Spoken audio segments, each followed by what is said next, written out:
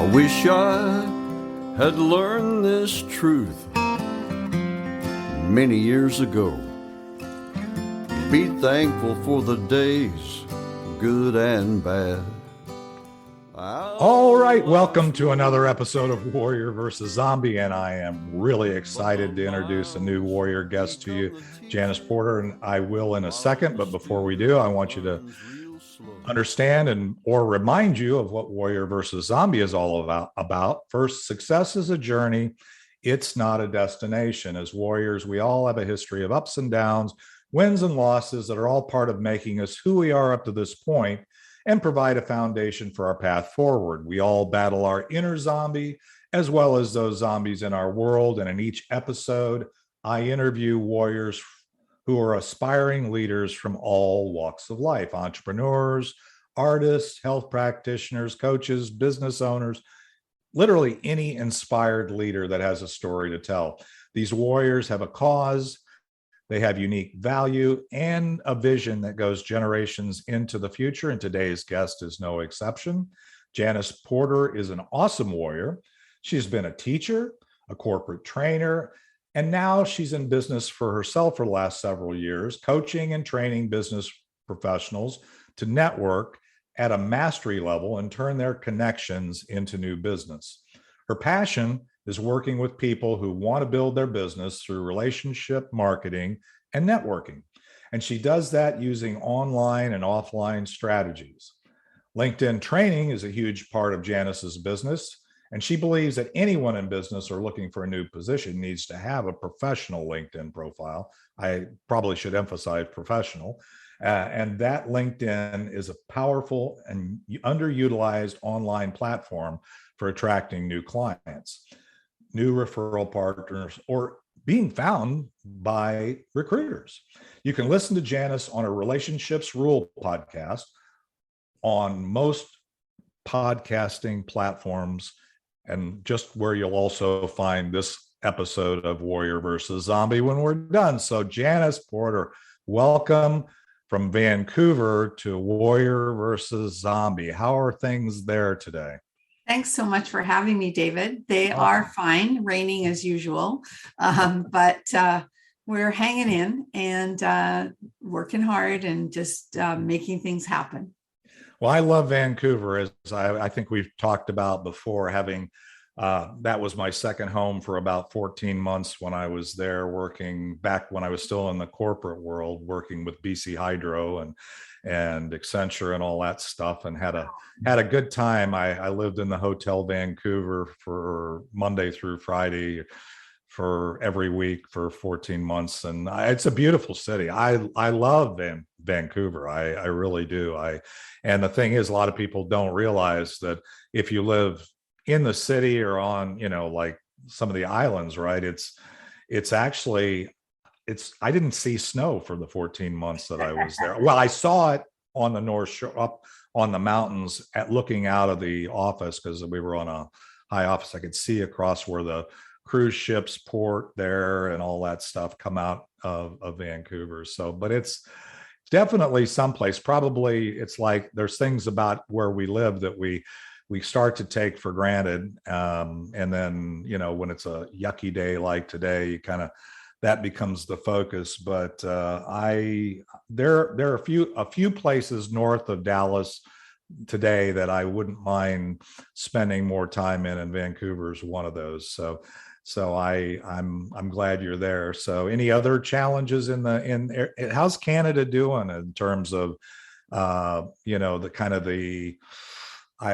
don't want to use any inflammatory terms, but kind of the lockdown, we've just come out of it. We've kind of just coming out of it, but I don't think it's over. So I don't really want to talk about it, but Okay. We're kind of like, I made a decision to go down to LA at the end of this month to visit my sister because I haven't seen her for 3 years almost. Wow. And I'm nervous about going because LA and Vancouver have kind of just come out of, nobody's wearing masks anymore and whatever. So I'm a little bit nervous, but we do what we have to do. When you were talking about looking out your hotel window and seeing the the snow-covered mountains of the North Shore. That's where I live. I live on the North Shore. So, okay. So you do see snow. Yeah. Yeah. And I never take for granted the beauty of this city, because it is really beautiful. We have the mountains and we have the sea, and it's very lovely. I wasn't born here, so I think that's probably why. But we came over from England, with my parents, and my father looking at the land of opportunity. And so it became my home, and of course has been growing up. But yeah, it's a beautiful place to live. So thank you for that.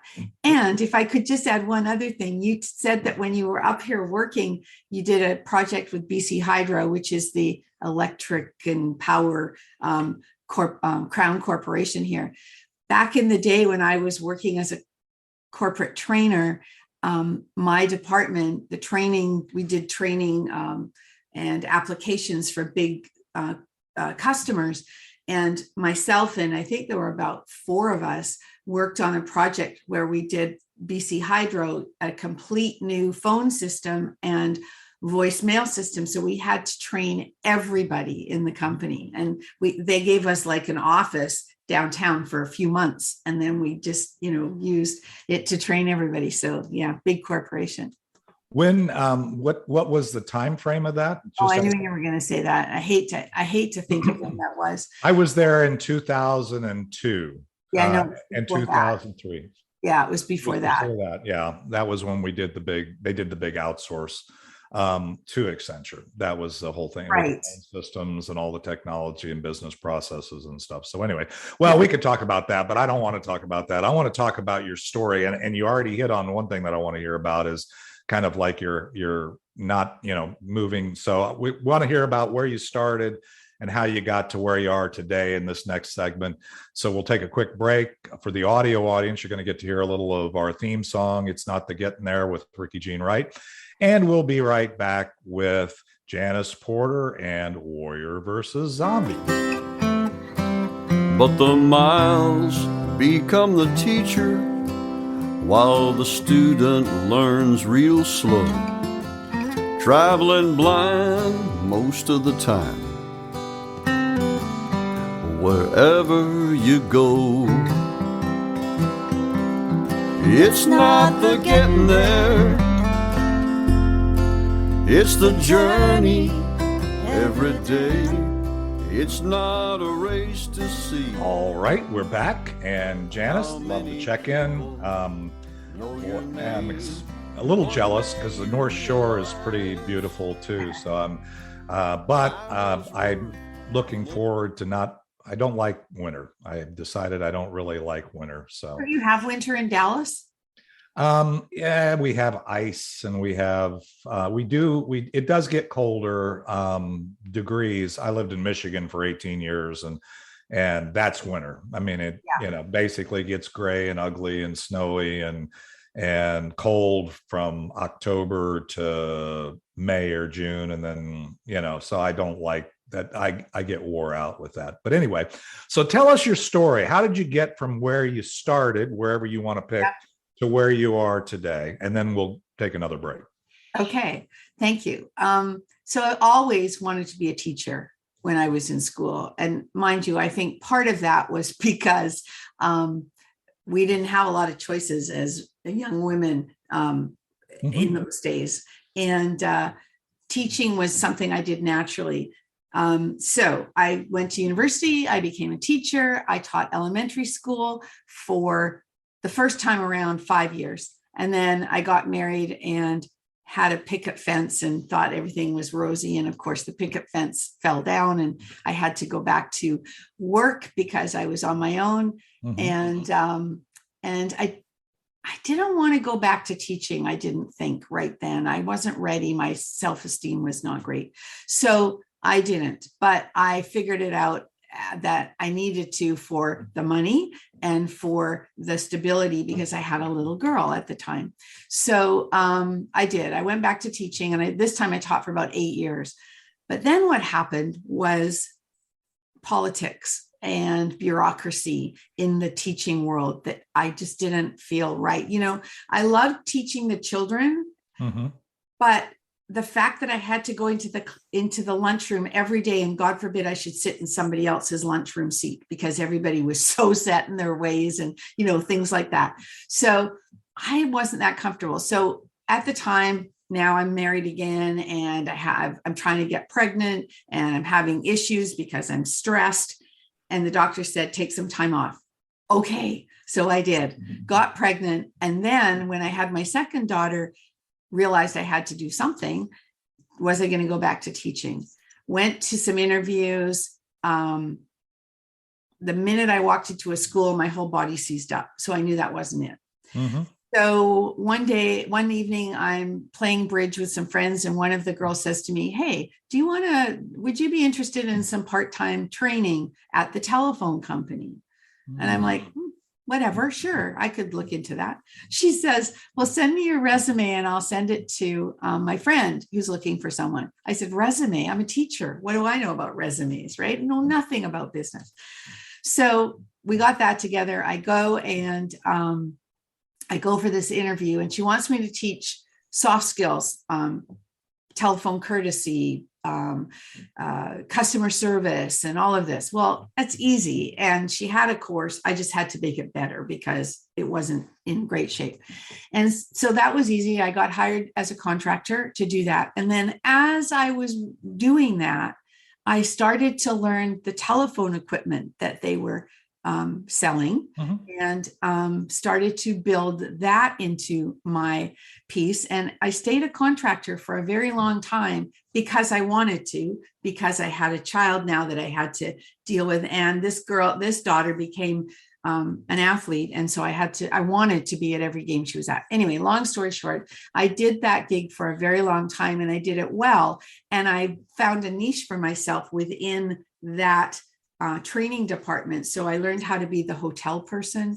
I learned how to do the soft skills courses that became mine. Right. So, so it was fun, and it was a good ride. Well, early 2000s things started to change, and they didn't want contractors anymore. I didn't want a full-time job. So I was dropped off the face of the earth with no gold watch or anything, right? No pension, no nothing. And so I had to reinvent myself. And I really didn't know what I wanted to do. I knew I didn't want a 9-to-5 job, but I didn't know what I wanted to do. And so I started to, at this time, networking was starting to happen. Chambers of Commerce had events, and organizations had events. And I started to get myself out there and talk to people to see what was going on. And because I thought, outgoing. And so I could ask questions. I was curious. I wanted to meet people. But I really didn't know what I wanted to do. And so I tested the waters in two different areas. One is I got into the world of network marketing or multi-level marketing, as I'm sure anybody in my position would try. But you got to know what you're doing. And I didn't know what I was doing. And so I had a couple of bad experiences with it, or not successful experiences, I would say, because I didn't get any training. I didn't know what I was doing. So there was that going on. At the same time, I met this woman at a Chamber of Commerce event who had a company called Go Get Organized. And it was about being an organizer, a professional organizer. And I got talking to her, and she was a sharp cookie. She was younger than me, and she was an entrepreneur from the word go. And she'd had some good mentoring and training through that. And she created this company, and she was licensing it. And so she had it all packaged up, and it was like, I didn't want to reinvent the wheel. But if I liked what she was doing, I could do this. And something else happened at the same time. And I'm trying to think, what was it? Oh, I was trying to get some learning around being a small business owner, being an entrepreneur, being your own boss. But I didn't qualify for any government training. So I found this little thing for 2 weeks that would teach me that to be in business for yourself, you had to know this, and this. And they brought people in to teach us and whatever. That was the only business training I had. So it was, try things, and then the zombies would get you because, you didn't know what you were doing. And so you made mistakes, you lost some money here and there and whatever. But this is how I learned. And I did that business for about 3 years. And I got my name out there in the community. And I learned to, I spoke to small groups because I was a teacher. So I felt comfortable. That's where I felt comfortable, in front of people, teaching them. Mm-hmm. So that's what I did. And then I got the clients that I was looking for were small business owners that worked from home, and their offices were a mess and they didn't have systems in place. And so that's what I did for a while, and got a reputation, got people to know who I was and what I did. That lasted for quite a while, probably about 3-4 years. And then I got into another network marketing company at the same time as I got introduced to LinkedIn. And you can stop me if I'm taking too long, but this is where it takes me to my current, positions. And somebody showed me, I guess Facebook was happening, LinkedIn was happening, but I didn't like Facebook. It felt intrusive. It felt too social. And when I was introduced to LinkedIn, I went, oh my goodness, this makes sense to me. It's left brain, it's logical, it's business. And I was fortunate that the young man that taught it to me in a very logical way. And what the light went on for me, and I went, oh my goodness, I think this is my way back to teaching. Mm-hmm. I can teach this platform to people. And so I started sharing it with people that I knew, and they went, oh my goodness, this makes sense, blah, blah, blah. So that's how that started. And then that kind of got you to the LinkedIn stuff, which we're going to talk about in the next segment. Yeah. But at the same time, I was doing these two things separately. I was doing that, and I found a network marketing company that fit who I was and what I did. And that company I'm still with today, because it's a tool that people can use in marketing. And again, self-taught about marketing, self-taught about all sorts of things. Did I like to have the business side of my business, like do my books and know that I had to have a plan and things in place? No, I didn't know what I was doing for the longest time. So those kind of things, they'll get you if you're not careful. So anyway, that was the beginning of where I am today. And And then I think the one last piece would be that I found a way, and not that long ago, maybe 2 or 3 years ago, where I was able to bring the two things that I do together under an umbrella of relationship marketing. And and then teaching people how to build relationships through LinkedIn and nurture them through the card and gift company that I'm with. I don't know if I'm allowed to say it or not. So the name of the company. That's okay. It doesn't. I've seen it. Like, and obviously when we talk about it.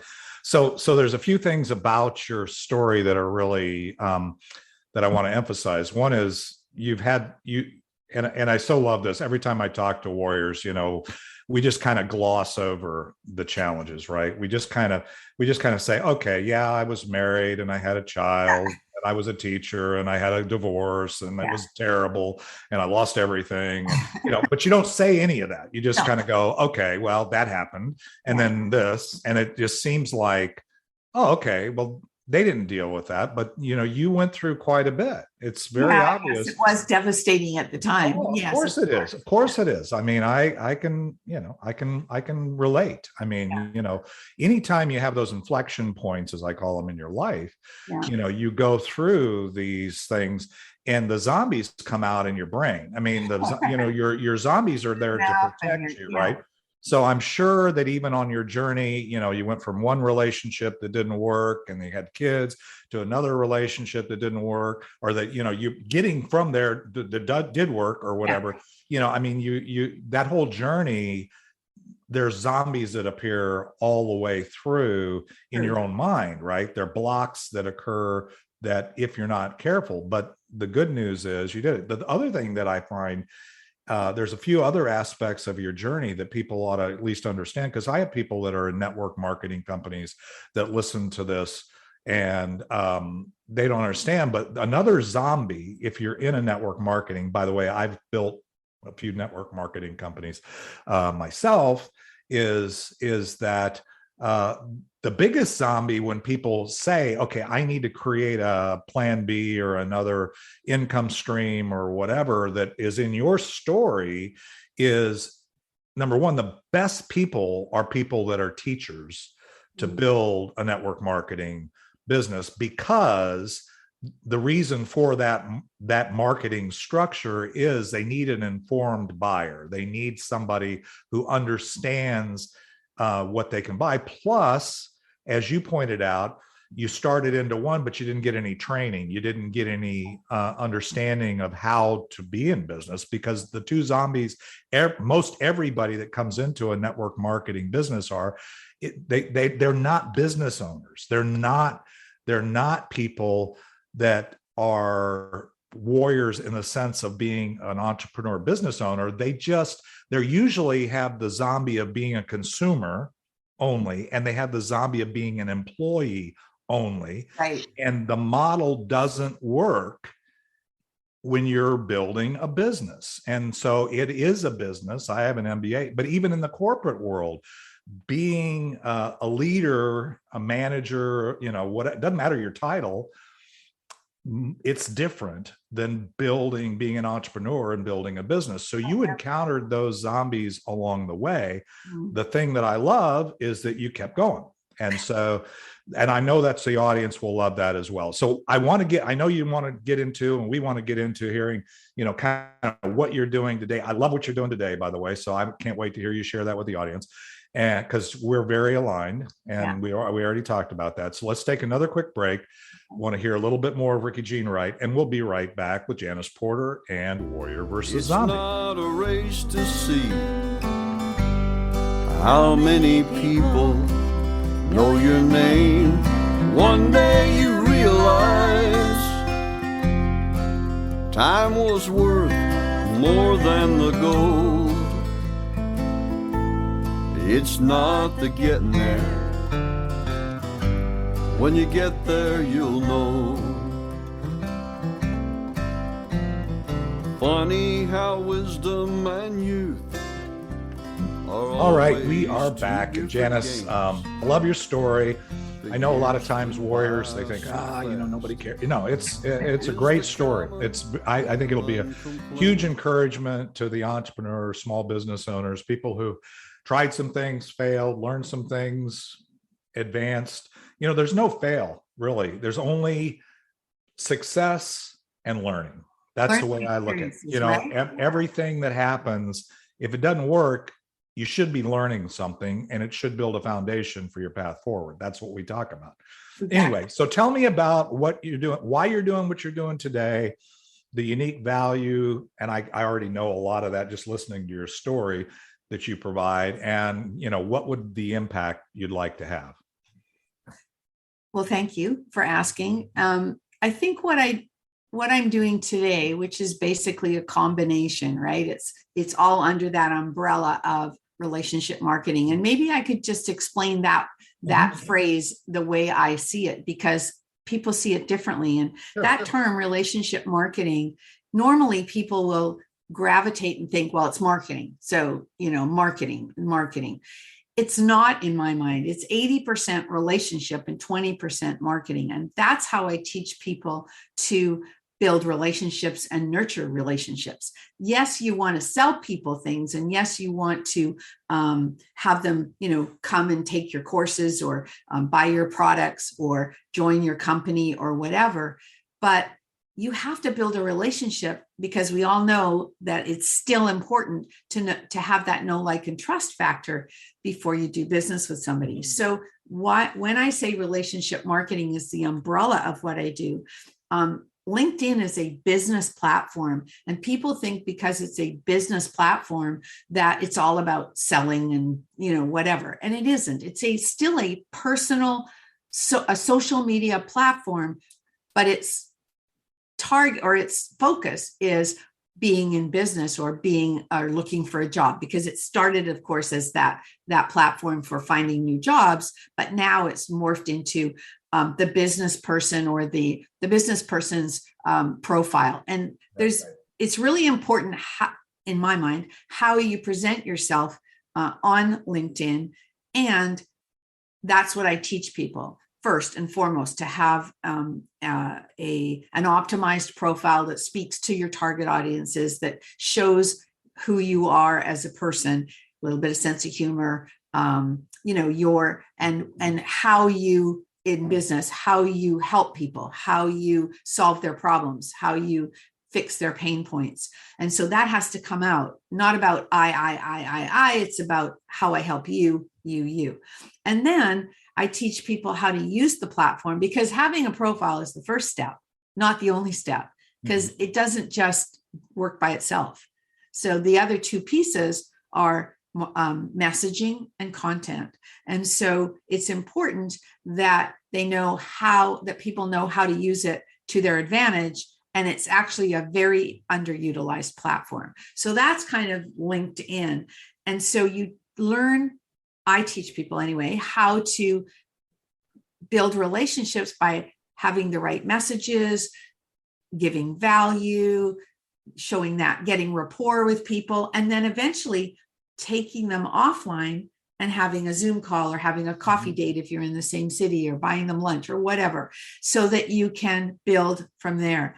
Now, when you are in that position that you've built rapport, I want you to nurture those relationships. I want you to be top of mind with these people so that they remember you when it's time to refer somebody to somebody like you, or celebrate them when they do something well. In your network marketing company, you want to celebrate your team members. You want to thank your customers on an ongoing basis so they keep you top of mind. And they do that through my system of sending cards and gifts.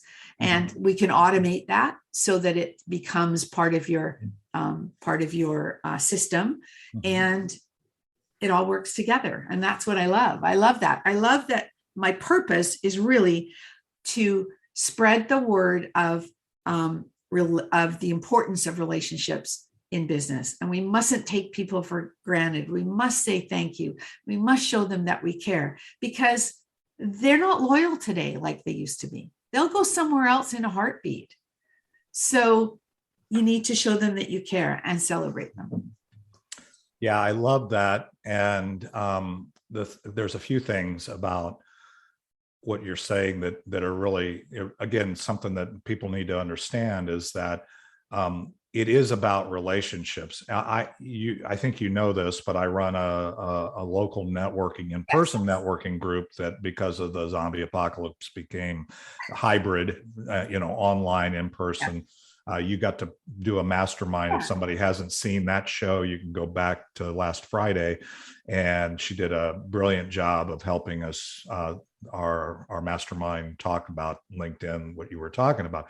The thing that I emphasize is that in person, on LinkedIn, I don't care what the platform is, it's a journey. And obviously you want them to recognize that you exist. And then you begin to build a relationship. And only after some period of time would they end up potentially doing business with you, or more importantly, recommending you to somebody else. Because you don't have to do business with you if they like you and trust you already, and know that essentially understand what you do, even if they've never bought what you do, right? And that's what you're striving for, whether it's online or in person, right, to achieve, right? I mean, that's what you're trying to teach people to do. So I think that's just absolutely brilliant.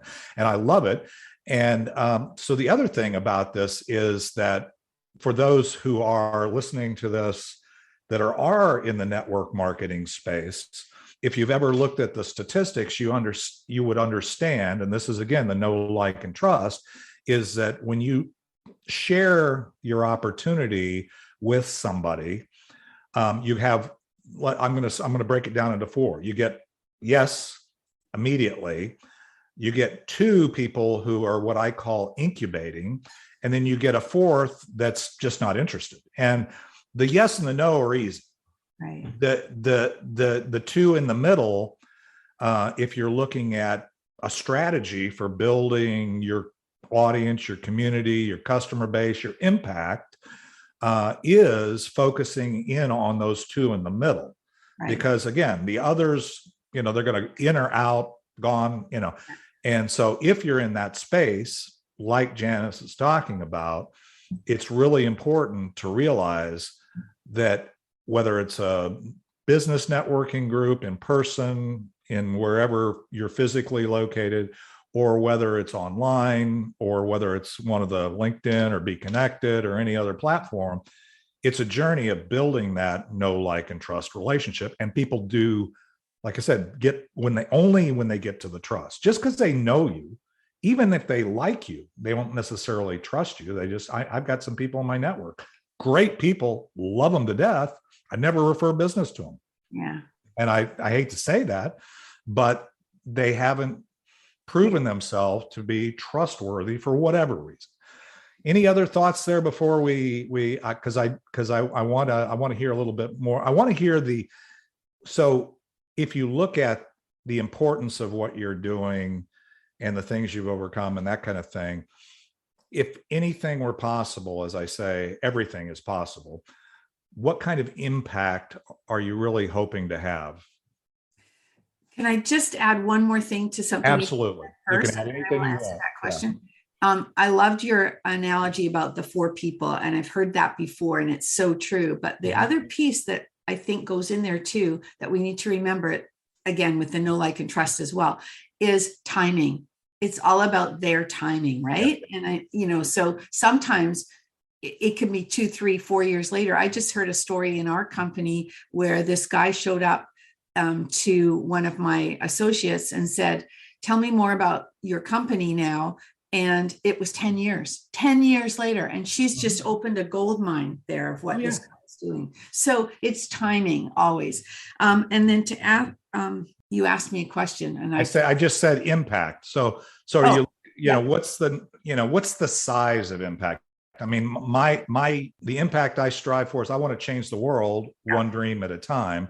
I mean, I want to get my message out. That's why I do the podcast. That's why I always trying to expand, serve my audience, that kind of thing. What does that look like for you? Yeah. So actually doing my podcast has been part of that for me too, spreading the word about the power of relationships in business and the importance of relationships, because my podcast is called Relationships Rule. Okay. So it sort of speaks to itself. I think that the mission that is involved with the company that I'm associated with is twofold. And the first one is spreading kindness around the world. And you can do that with one card. It can make such a difference to people. Do we have time for one little story? Sure. And it's about sending a card, and it's about a heartfelt card. And it's not about me. This person that I know has the habit of sending a card a day. And so it was, who comes to mind? And I do too. I'm like, who needs to hear from me today?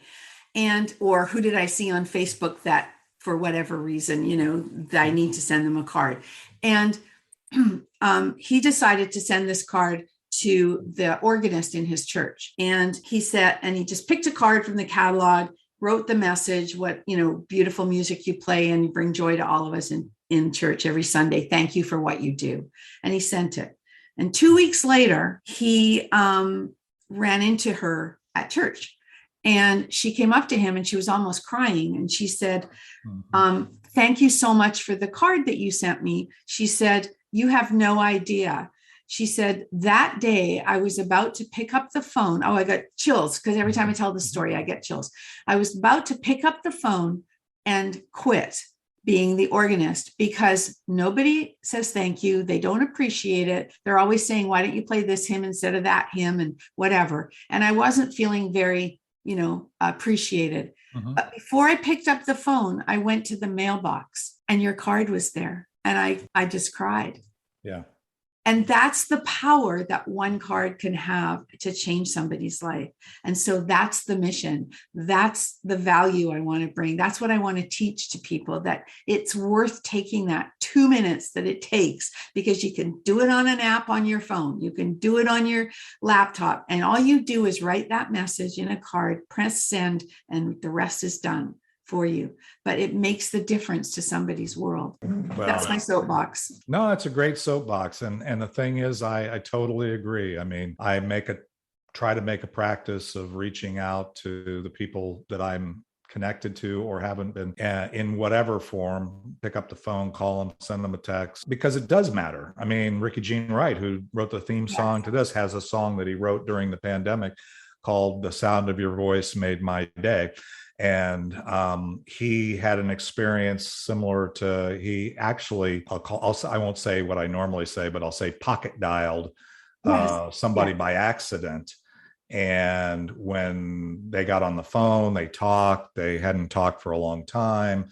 And when they were done, she said to him, "The sound of your voice made my day. I was at a point," it's so many of those stories. So I totally get, and that is inspiring. Well, let's do this. We're going to have to go into the land of plain segment. So we'll come back, kind of make sure that we take away what you want, and then also how we can stay in touch. So with that, let's hear the final segment before the outro of Ricky Jean Wright, and we'll be right back with Janice Porter and Warrior versus Zombie.